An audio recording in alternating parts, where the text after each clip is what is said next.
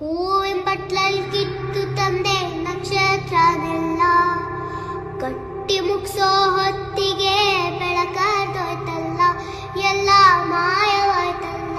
ಆ ಸರ್ವಶಕ್ತಿಯ ಕೃಪೆ ಅನ್ಸುತ್ತೆ ಇನ್ನೇನು ಮುಗೀತು, ನಾವು ಮುಂದೆ ಏನೂ ಮಾಡೋಕ್ಕಾಗಲ್ಲ ಅಂತ ಬೇಜಾರಲ್ಲಿರ್ಬೇಕಾದ್ರೆ ಈ ವ್ಯಕ್ತಿ ಇಷ್ಟು ದಿನ ಅದೆಲ್ಲಿದ್ನೋ ಗೊತ್ತಿಲ್ಲ, ಆದ್ರೆ ಈಗ ಮುಂದೆ ಬಂದಿದ್ದಾನೆ. ಸ್ವತಂತ್ರ ಭಾರತದ ಇತಿಹಾಸದಲ್ಲೇ ಇಂತಹ ಪ್ರಕರಣ ಮತ್ತೊಂದಿರಲಾರದು. ಸಾಕ್ಷಿ ತಾನೇ ಕೇಳ್ತಾ ಇದ್ರಿ, ಸಾಕ್ಷಿ ತಾನೇ ಬೇಕಿತ್ತು ನಿಮ್ಗೆಲ್ಲ.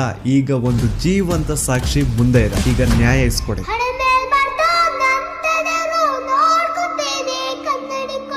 ಅದೇ ಒಂದು ನೇತ್ರಾವತಿ ನದಿ ತೀರದಲ್ಲಿ ಡೈಲಿ ಒಂದು ಹೆಣ ಬೀಳೋದು.